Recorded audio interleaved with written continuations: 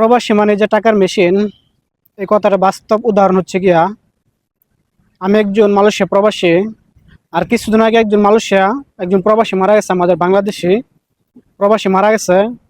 আর মারা যাওয়ার পরে ওই রুমমেটরা সবাই মিলে, রুমে যারা যারা থাকতো সবাই মিলে তাকে রাস্তার পাশে ফেলে আসছে, কারণ সে ছিল অবৈধ। অবৈধ থাকার কারণে তাকে রাস্তার পাশে ফেলে আসছে এই প্রবাসীকে। তো আমার কাছে খুবই খারাপ লাগছে, কারণ যেহেতু মারা গেছে, সে হয়তো অবৈধ ছিল, সে মারা গেছে, কিন্তু যারা রুমে বাকি সবাই তো অবৈধ ছিল না, বৈধ লোকে ছিল। মারা যাওয়ার পরে তো আর এখানে অবৈধ লোকটাকে আর ফাঁসিয়ে দিতে পারবে না, কোনো কিছু করতে পারবে না, যেহেতু সে মারা গেছে। অবশ্যই একটা না একটা কোনো ব্যবস্থা করে তাকে দেশে পাঠানো উচিত ছিল।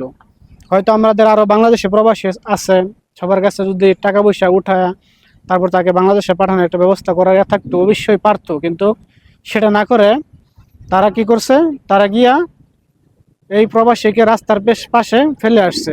এবার তাকে কুকুরের খাক, তাকে কি হবে না হবে এই কথাটা একবার ভাবে নাই, যে সে একজন মুসলিম ছিল, তাকে রাস্তার পাশে ফেলে আসছে মারা যাওয়ার পরে।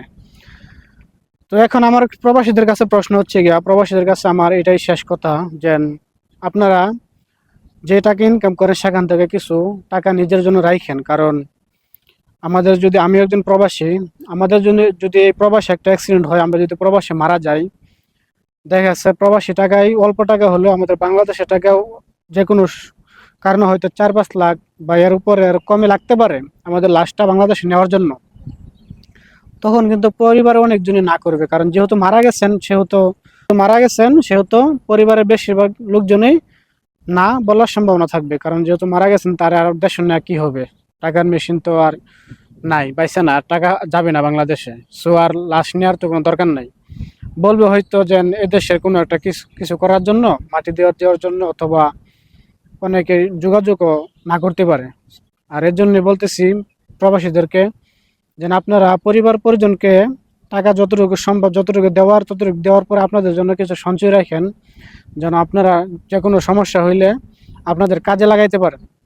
এমন অনেকে প্রবাসী আছে সারা জীবন প্রবাস কাইটা, যুগের পর যুগ প্রবাস কাইটা গিয়া দেশে যাওয়ার পর রিক্সা চালাইতেছে, আবার সেই কাজেই করতেছে, কোনো লাভ নাই। কারণ হচ্ছে গিয়া পরিবার পরিজনকে বিশ্বাস করে টাকা দিচ্ছে, আর সেই টাকা তারা বুক করছে, তাদের লাইফে করছে, কিন্তু যেই প্রবাসী টাকা বাড়াইছে তাকে 1 টাকা তারকে দেওয়ার প্রয়োজন মনে করেন, তার জন্য সঞ্চয় করা প্রয়োজন মনে করেন না। আর সেজন্যই প্রবাসীদেরকে বলতেছি, নিজের সঞ্চয় নিজের করতে হবে। ফ্যামিলিকে যতটুকু দেওয়ার ততটুকু দিবেন।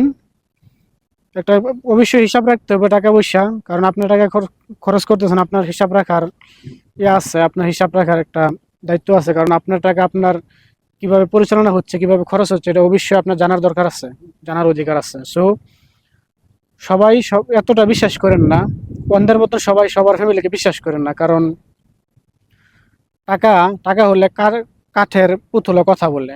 টাকার কাছে টাকার টাকার কাছে কাঠের পুতুলও হার মানে। সো যারা এত বিশ্বাস করতেছেন অন্ধের মতন, অতটা বিশ্বাস করেন না, টাকা পয়সা হিসাব নেন আর নিজের জন্য সঞ্চয় করেন, যেন দেশ পরবর্তী সময় কিছু একটা করতে পারেন। আর অবশ্যই এর পরের বার থেকে যদি আমাদের কোনো প্রবাসী মারা যায় বা যে কোনো অ্যাক্সিডেন্ট হয়, অবশ্যই আমাদের তো একজন মারা গেছে, আর বাকি সবাই তো অবশ্যই আমরা আছি প্রবাসী মাটিতে, অবশ্যই চেষ্টা করবেন যোগাযোগ করার জন্য।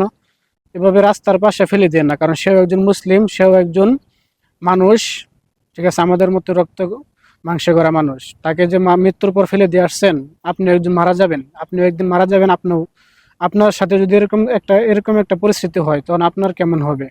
হয়তো আপনি কথা বলতে পারবেন না, কিন্তু আপনার আত্মা কিন্তু সবকিছু দেখতে পারতেছে। সো এরকম কেউ করবেন না।